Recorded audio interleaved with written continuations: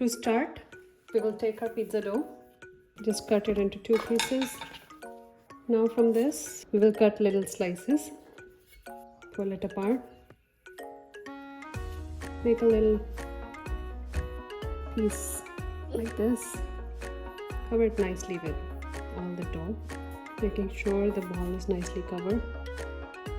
So now here we have our cheese balls ready, and we'll start lining them up.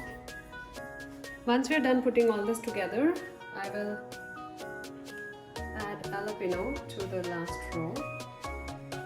And now we will put our Christmas tree for baking.